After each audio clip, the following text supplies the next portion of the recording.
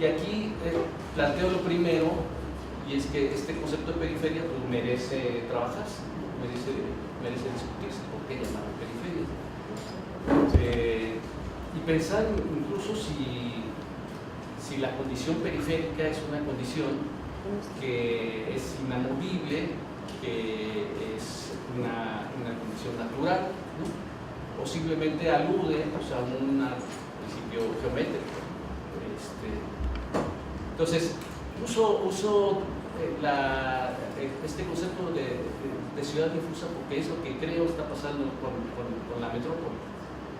La idea de las periferias nos permitía más o menos marcar con cierta seguridad dónde terminaba la ciudad, dónde estaba la periferia, pero creo que en la actualidad, con los estudios que se están realizando, no es posible ya hablar de una periferia y reconocerla, precisamente por la expansión que está viviendo la ciudad. Y prefiero por eso utilizar el concepto de ciudad difusa, que no es mío tampoco. En tiempo, las organizaciones que estaban atrás de los movimientos sociales eran organizaciones que se definían a sí mismas como de la tendencia línea de masas, o no, y que partía de la idea de que había que vincularse con la gente para poder desarrollar movimientos y no dar líneas desde arriba, más o menos ese era el espíritu. Ángel, mirando, digamos, esos movimientos sociales, la corriente política que estaba atrás de ellos, en un diálogo que yo asumo que él me dio la idea y luego lo empezamos a desarrollar, se puso a pensar de dónde provienen las innovaciones urbanas más importantes del momento, de dónde venían. Y para él, las innovaciones urbanas habían venido fundamentalmente de la ciudad central hasta cierta época. Innovaciones tecnológicas, innovaciones de carácter organizativo, etc., habían venido de la ciudad central. El siglo XIX, en la década de los 80, es una época, por ejemplo, en que se aplica el acero, se inventa el ascensor, aparece el agua doméstica, se hace los drenajes. Es la década de los 80 del siglo XIX aparece todo eso, casi lo último.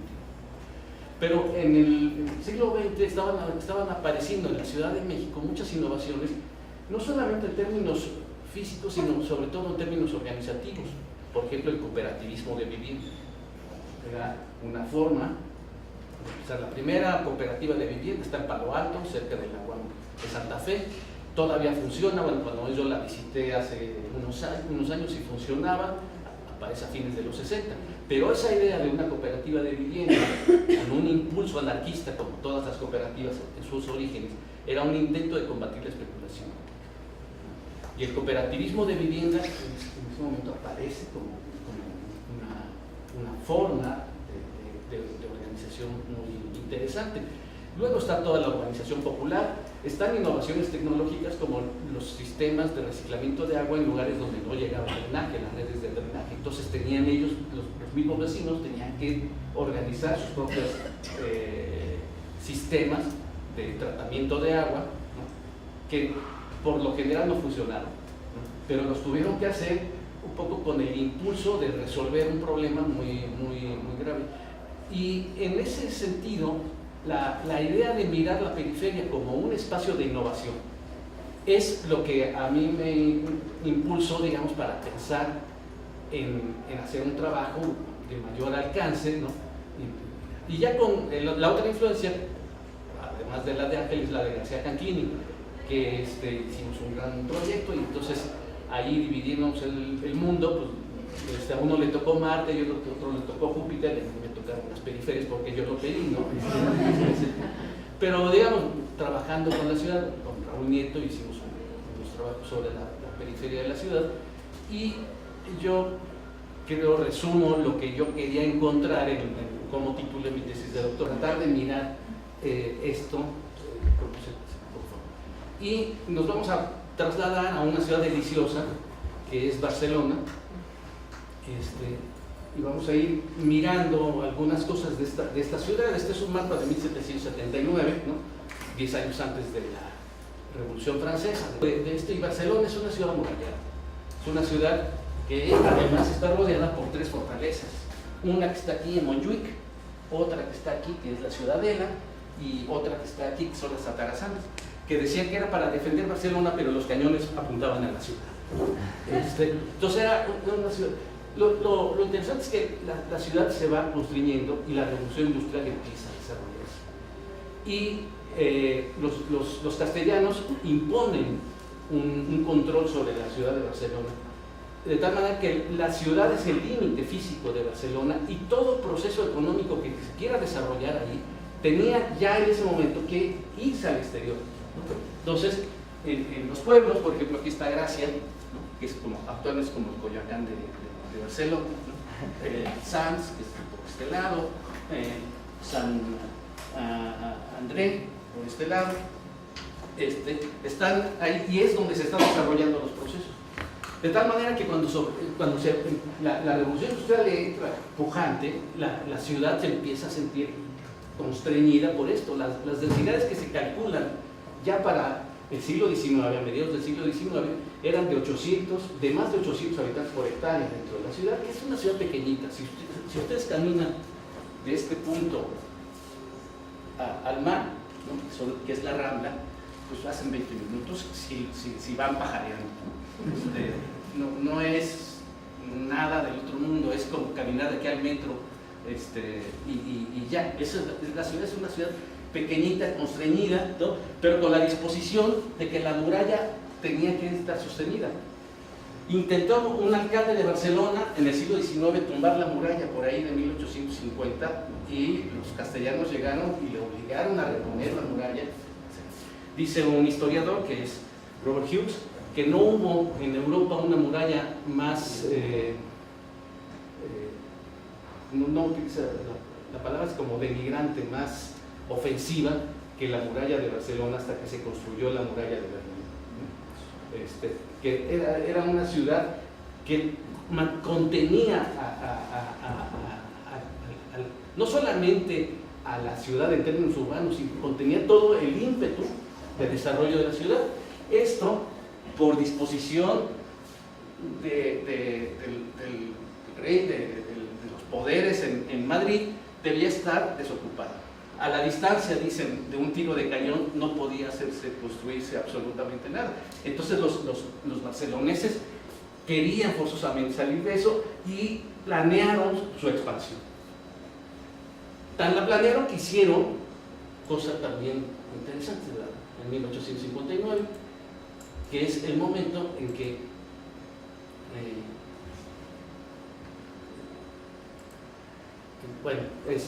la anterior, en 1859 deciden el Ayuntamiento de Barcelona hacer un concurso de cómo vamos a expandir la ciudad.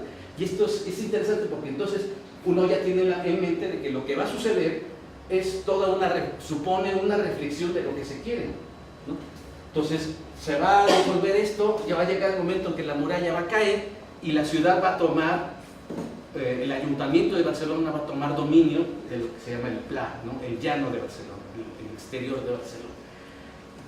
Convocan el concurso y llegan proyectos como este, ¿no? Esta es la ciudad central, la ciudad medieval, ¿no? Y dos alas, ¿no? de la ciudad se van a extender. Este es un proyecto. Este es el que ganó, el de Rovira y Trías, ¿no? Que era envolver la ciudad medieval con la expansión de Barcelona. Es el proyecto ganador. Entonces Ildefonso Servat se pone a investigar y diseña su propio proyecto. Un proyecto que en el mismo momento en que se está haciendo el concurso, él lo está presentando a las autoridades castellanas.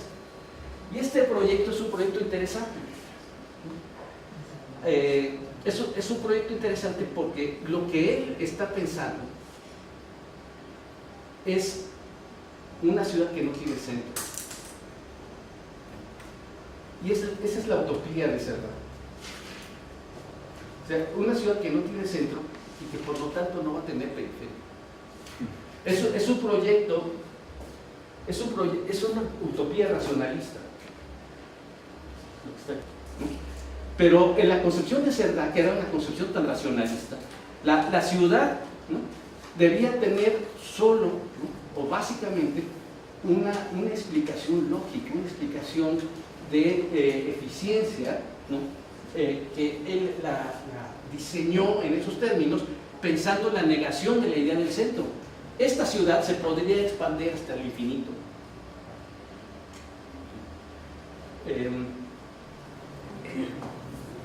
A pesar de que había ganado Rovira y Trías el concurso, los castellanos dijeron que se haga el de Cerdá. Y el de Cerdá es el que existe en la fecha, ¿no? Gente Mazarik en la calle Máscara de México, ¿no? Poner hay una tortería, una tamalería, en Mazarik sale muy caro. Entonces, por eso mejor pones un Zara o una cosa así, ¿no? O más, ¿no? Sí. Pero de todo, sí hay una parte central, pero de todos modos el ensanche se hizo con la idea de mantener una ciudad homogénea, que incluso un escritor, que es el Premio Cervantes, Eduardo Mendoza, tiene una novela muy rica sobre Barcelona, que es la ciudad de los prodigios. Dice, es una ciudad aburrida. Uno camina en la ciudad de Barcelona, es una ciudad aburrida, porque las calles son todas iguales. O sea, uno, si va así pendejeándole, pues no sabe muy bien dónde va, porque las calles no se diferencian. O sea, la altura de los edificios está medida desde la época de Cerdá, ¿no? Y además él diseña las manzanas, estos chaflanes, son chaflanes muy amplios, y las manzanas tienen, las casas o los edificios tienen dos fachadas, una fachada hacia la calle y una fachada hacia patios interiores, y se conserva todavía en gran parte de la ciudad esta estructura. Es una estructura muy poderosa, muy rica en esos. Una pregunta ahí, es un espacio que tiene una fortaleza muy grande porque se hizo, pero yo lo que quiero poner en juego es la idea de que la periferia no necesariamente existiría, porque en este esquema la ciudad se puede expandir hasta el infinito. No hay un centro fijo al cual tienen que llegar, y en esta visión la ciudad sería igualitaria, extendida, etc. Claro que hay límites físicos, arriba están las montañas y a los dos lados de Barcelona, más o menos a la misma distancia, hay dos ríos, ¿no? Y el mar, ¿no? Entonces esas son las dificultades para esa expansión de Barcelona, pero el proyecto era un proyecto de tal racionalidad donde las periferias por sí mismas no tendrían sentido, ni el centro. Entonces la visión de la Barcelona moderna todavía pueden ver aquí en algunos de estos manzanas, pues estos espacios centrales, ¿no? Son los espacios que esa es la maravilla de la ciudad, ¿no? Son como células. Entonces hay varias ideas que yo voy a moverme. Una de las cosas creo que nos reconocen tanto a los trabajos de Ángela, a los trabajos de Mariana,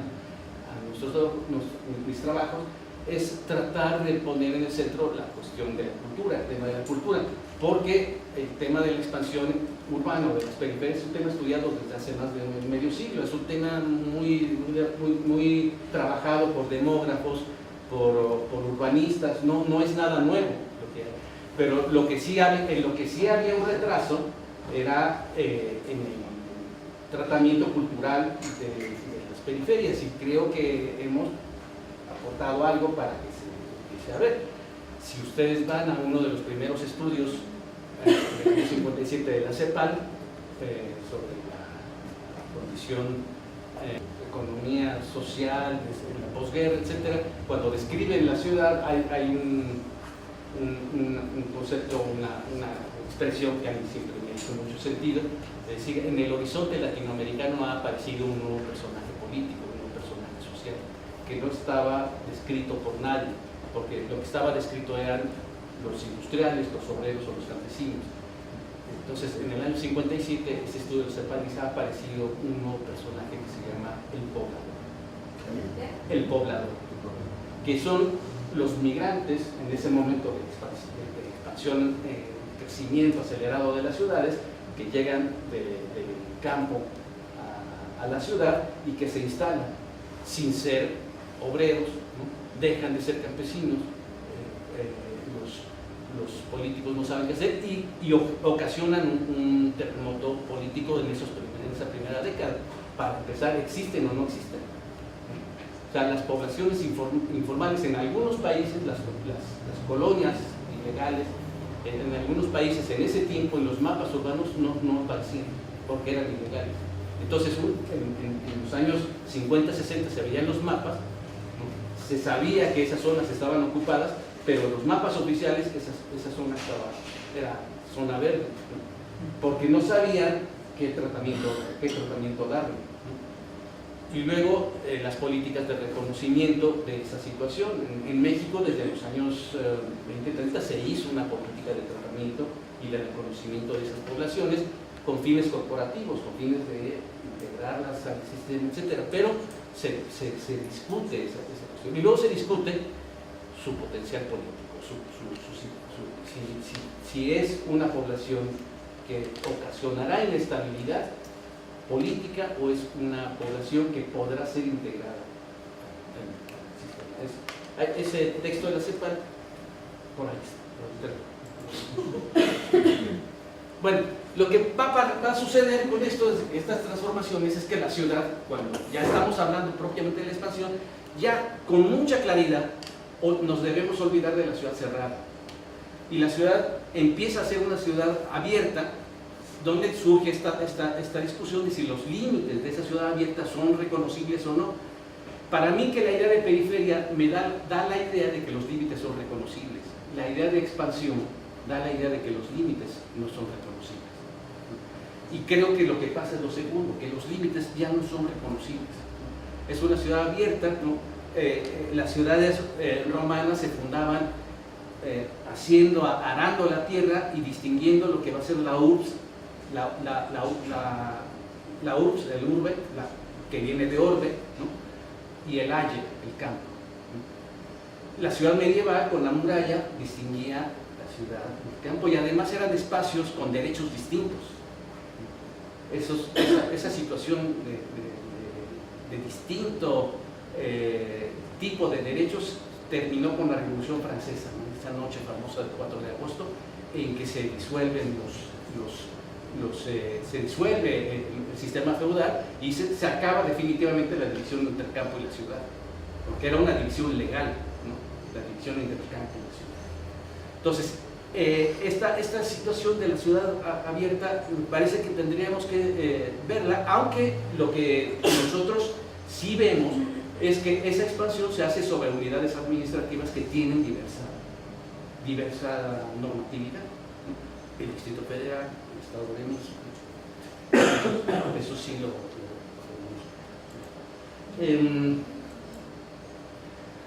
bueno, es la contradicción del campo y la ciudad. La antropología urbana surge a partir de la oposición de la dialéctica campo-ciudad, pero yo creo que ahora ya nadie puede decir que la dialéctica campo-ciudad es la que mueve nuestra reflexión sobre la ciudad, porque la expansión urbana nos empieza a hacer difícil hablar o reconocer qué son. Esa expansión urbana ya no es claramente un espacio rural, pero tampoco tiene las características que nosotros reconocemos con facilidad de la ciudad. Entonces, la dialéctica campo-ciudad, con la expansión metropolitana, empieza a ser una relación que ya no nos es funcional. Hemos tenido que inventar términos, ¿no? Metrópolis, por ejemplo, ¿no? Ciudad madre, pues es eso, metrópolis. Procesos de metropolización, ciudad-región, suburbio y muchas otras cosas, ¿no? El continuum rural-urbano. El continuum rural-urbano nos sirve, pero solo porque es una imagen mental, ¿no? Pero ese continuum rural-urbano lo podríamos extender mucho más allá de la ciudad, ¿no? Hasta la metrópoli u otras cosas, ¿no? En ese tiempo, por ejemplo, cuando estaba yo platicando con Ángel Mercado sobre estas cosas, él una reflexión, o los dos salía la reflexión de de Acapulco. ¿A qué responde la dinámica de Acapulco? ¿A una dinámica local o a una dinámica chilanga, cuando era factible, en una carretera que hizo Miguel Alemán, en ese tiempo en fabulosas 8 horas, ¿no? estar en Acapulco, ¿no? Y Acapulco se convirtió en un espacio que era factible para los chilangos llegar al mar. Entonces la dinámica, decía él, es pensar si Acapulco responde a la dinámica de Acapulco, a la dinámica local, o responde a la dinámica que puede ser la dinámica de esta ciudad. Y luego el mismo Ángel, o yo, me acuerdo quién lo dijo, decía, es que a lo mejor no responde ni a eso, ¿no? A lo mejor responde a una dinámica de otro tipo, ¿no? de bancos, de instancias internacionales que ven en Acapulco eso. Y luego ya reflexionando sobre Acapulco, tenemos que decir que una cosa es la costera, ¿no? Y otra cosa es todo lo demás, ¿no? La costera es lo único que puede responder a dinámicas que son dinámicas nacionales o globales, ¿no? El suburbio es un invento americano del siglo XIX, de antes de la Guerra Civil, pero con la Guerra Civil aparece después. El suburbio no es una cosa nueva. El suburbio nace, y además nace con una carga ideológica muy fuerte, porque en el pensamiento americano, la misma filosofía liberal que lo alimenta piensa que ese país debe estar formado por individuos que viven en unidades autosuficientes y que se rigen con cierto nivel de moralidad frente al conjunto de la sociedad, y que no requieren de estas expresiones que van a ser la ciudad. Es el ideal de Jefferson, el ideal del hombre fuerte, armado, obviamente, ¿no? Es el que va a defender que la posesión de la violencia legítima no va a ser exclusivamente del Estado, va a ser también mía y de los ciudadanos, ¿no? Pero en unidades rurales casi autárquicas, ¿no? Que son unidades de producción. La ciudad no entraba, digamos, en el planteamiento de Jefferson, y el suburbio surge ideológicamente como un rechazo a los vicios de la ciudad. O sea, en la ciudad hay decadencia, en la ciudad hay crimen, en la ciudad hay violencia, en la ciudad hay corrupción. Entonces el suburbio, ¿no? Hay que salir de la ciudad e irnos fuera de la ciudad. En el suburbio se va a reorganizar la vida en común, ¿no?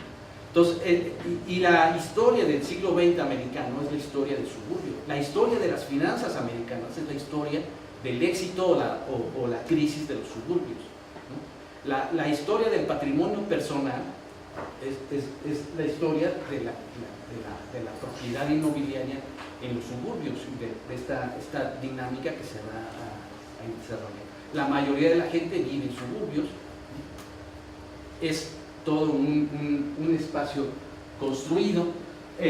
Metápolis, ciudades que van más allá, Edge Cities, son algo parecido a los suburbios, pero son ciudades que están en el borde también, ¿no? En el límite, y que en los estudios que yo consulté a fines del siglo pasado, digamos, era, por ejemplo, la mayor cantidad de espacios de oficinas no se creaban en las ciudades, se creaban espacios de ese tipo. Los conglomerados, ¿no? Para los corporativos, las oficinas, etcétera, estaban creándose en esos lugares, ¿no? El suburbanismo, la conurbación, la diferencia entre el suburbio y la conurbación es importantísima. Nosotros a veces hablamos de un espacio conurbado, pero el suburbio son unidades que nacen de la nada, son comunidades que se forman, ¿no? Me voy a adelantar porque a lo mejor no hay tiempo, y si no me cortan en el momento ya lo voy a decir, pero el suburbio, ¿no? Hay dos grandes estudiosos del suburbio. Uno es Herbert Gans, que tiene un texto que se llama El suburbanismo como modo de vida, que es un texto de los 60, y que, como los que han estudiado cosas de antropología urbana, sabe que ese texto alude al texto de Louis Wirth de 1939 que se llama El urbanismo como modo de vida. Entonces, Herbert Gans publica el suburbanismo como modo de vida 25, 30 años después. Los dos están de acuerdo en una cosa: el suburbio es un intento para acabar con la característica fundamental de la ciudad. Y la característica fundamental de la ciudad es la heterogeneidad. Heterogeneidad. Una ciudad, por definición, es un espacio heterogéneo. Por eso un campamento minero no es una ciudad. Es un espacio de trabajadores. Puede estar ahí 20 o 30 años, pero la característica fundamental de la ciudad, y esto se lo debemos a la definición que hace Louis Wirth de ciudad, ¿no? Louis Wirth dice en 1939 que la ciudad es un asentamiento permanente, grande, denso y heterogéneo. Y dice, esta característica, la tercera, es la característica clave de lo que es la ciudad, la heterogeneidad. El suburbio, lo que es un proyecto social, ¿no?, que combate esta cualidad. El suburbio se hizo para que los iguales vivan con los iguales. El suburbio, ¿no?, es el rechazo a la heterogeneidad. Es una reconstitución de comunidades artificialmente. La gente vive a gusto, bien, todo, pero es bajo la idea de que los diferentes no se metan. Entonces, estamos viviendo eso. El suburbio entonces es un espacio diseñado para la homogeneidad. La conurbación no. La conurbación brota de la expansión de la ciudad, que llega a un lugar ya preexistente, que tiene características, varias características, pero la característica fundamental es que tiene un poder local ya constituido. Ese poder local va a ser un problema, porque entonces se va a enfrentar a una situación de dominio y lo va a obligar a establecer estrategias de muy diversa índole para poder enfrentar el impacto que va a tener la llegada de la urbanización. Por eso suburbio y conurbación debemos distinguirlas por la característica que va a tener. Aquí en México nuestra expansión se da en los dos sentidos. Básicamente los pueblos son conurbaciones, ¿no? La primera conurbación fue Tacubaya, y después ya llegó al sur, ¿no? Pero vamos cruzando eso, pero tenemos satélite. Ciudad Satélite es un suburbio un poco fracasado, porque se intentó hacer, o sea, Pani diseñó Ciudad Satélite y fue, digamos, el proyecto de su vida, el proyecto final de su vida. Ya prácticamente se retira para que Ciudad Satélite se conserve como él la diseña, sin comercios, ¿no?, la idea que tenía, sin servicios y exclusivamente habitacional. Eso fracasa, porque somos mexicanos, ¿no? Entonces no va a faltar nadie que ponga una ventanita y venga su cerveza en la noche, las quesadillas. Todo eso no está en el plan del suburbio, ¿no? El suburbio de Pani era el suburbio que debía ser habitacional en sus extremos, pero si vamos subiendo para ese lado encontraremos muchos asentamientos de esa naturaleza. Son suburbios cerrados, comunidades que surgen de cero y que están en contra de la diversidad social y de la diversidad de usos del suelo. Debe ser residencial el suburbio, ¿no? Aquí tenemos estas dos. Por terminar, ¿no?, están atentando contra nuestra situación de trabajadores, ¿no? Esto yo lo viví aquí en la universidad, esos debates se hicieron aquí en la universidad, ¿no?, a ver si estas bien. Pero finalmente gana lo otro, o cuando menos un sector se ve beneficiado por esta alternativa de vivienda, que lo que hizo fue estudiar muy claramente, antropológicamente incluso, el tema de la autoconstrucción. Yo tuve un alumno que les platicaba sobre cómo iban las colonias populares y siempre encontraban una montaña de grava, o 3 varillas a la entrada, una pila de ladrillos, y ese era el panorama de esto. Entonces, cuando llegaban las vacaciones, el padre de familia le entraba ahí, levantaba, le pedía a los primos que le ayudaran en el colado, y en unas vacaciones, en la Navidad, hacía un cuarto, lo colaba y todo. Entonces un alumno se acercó al final, describió mi casa. Yo de chiquito con un bote de crema al ala, le ayudaba a mi papá llevándole el agua para que la echara. O sea, él de niño, el aire, las fotos de mesa, por ejemplo, ven una ciudad ortogonal perfecta. Pero se hizo con un sistema de venta ilegal.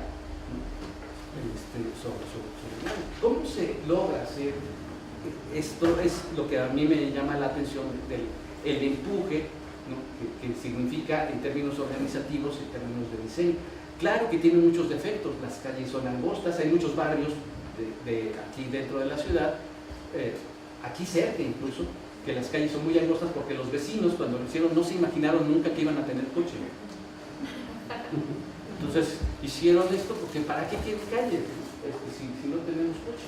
Después el hijo mayor ya se casó, empezó a trabajar y se compró su bocho y lo empezó a meter y ahora están inundados de carros. Pero la idea original es que no iban a tener coche, ¿no?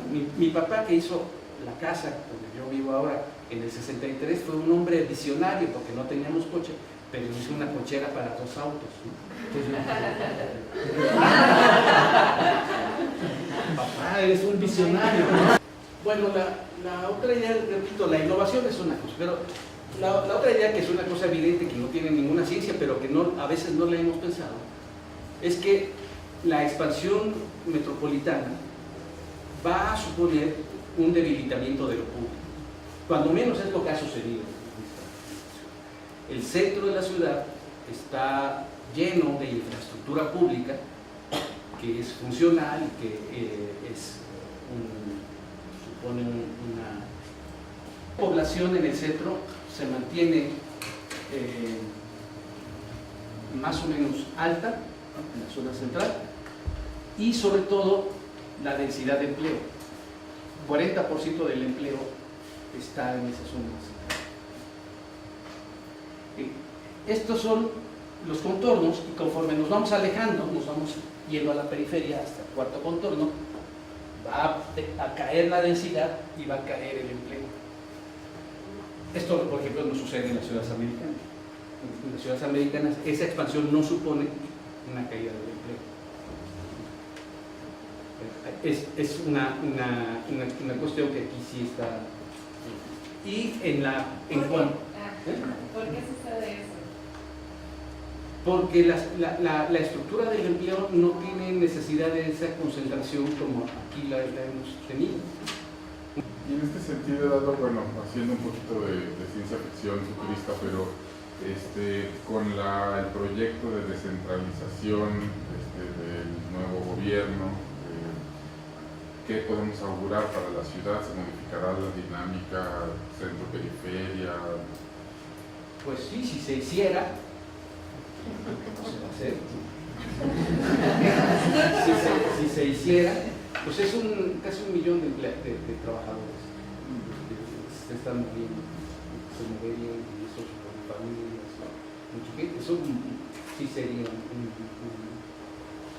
movimiento muy grande, ¿no? O el costo económico de esa descentralización es muy grande, ¿no? Y pues yo creo que más o menos dicen que Juan González trazó la 4ª línea del metro. O sea, si se miran, el metro mueve 4 millones de personas, pero las 3 primeras líneas son las que mueven al grueso de la población del metro. O sea, las 3 primeras líneas son las que se pensaron con tanta racionalidad que resolvieron un problema real. La 3, que tardó mucho tiempo en completarse, pues quedó la que se lleva la palma de oro, ¿no? Pero es muy bien. Dice que Juan González, estamos sentados en su oficina, como él hacía la construcción y todo eso de la obra pública, yo creo que sería bueno una nueva línea del metro, y sacó un crayón, pintó por ahí la 4ª línea, ¿no?, que es esa que va de Santa Anita a Martín Carrera, ¿no?, que si ustedes se suben siempre encuentran asiento, ¿no? O sea, está también trazada que nadie la usa. Yo creo que Yo creo que el programa de descentralización del López Obrador ha sido pesado. Pues yo creo que en Baja California estaría bien el así, y en Chetumal el turismo.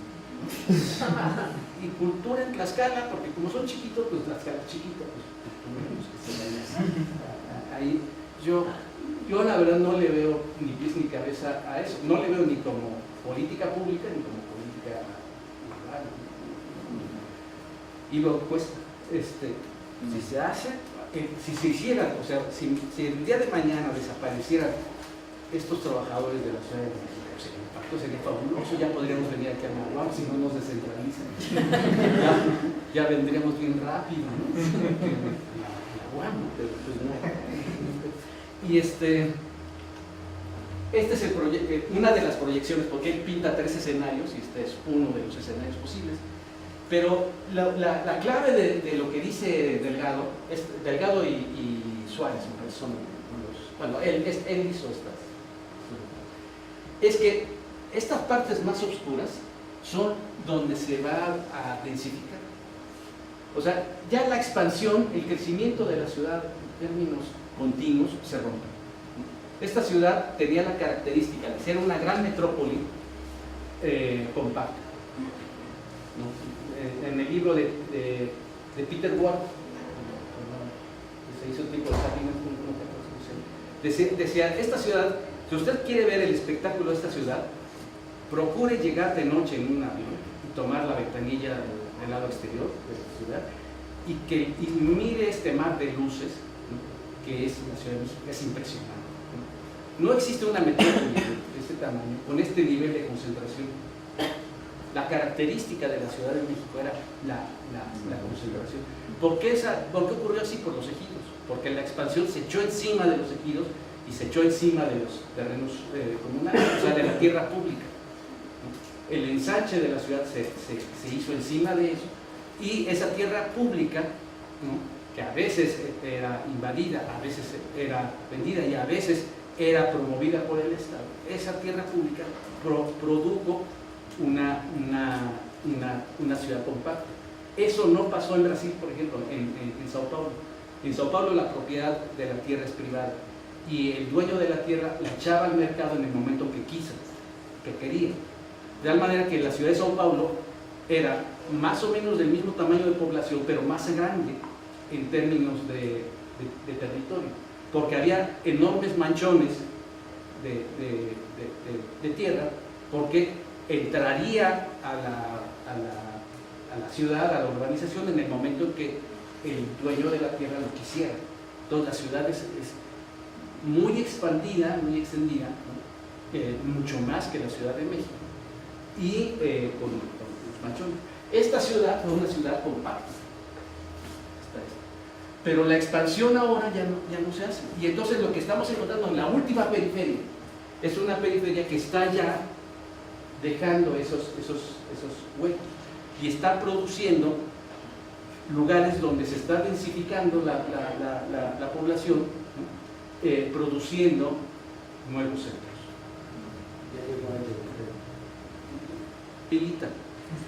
Y también las formas de representación de la ciudad. Hay símbolos que intentan concentrar, intentan representar el todo.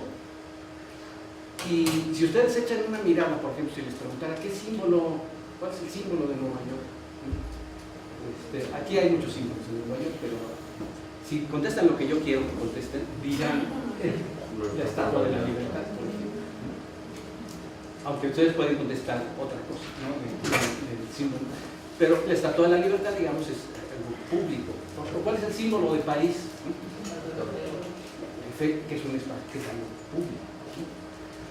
Pero en la medida que vamos extendiéndonos, empiezan a aparecer imágenes que intentan competir con esos símbolos que representan al conjunto de la ciudad,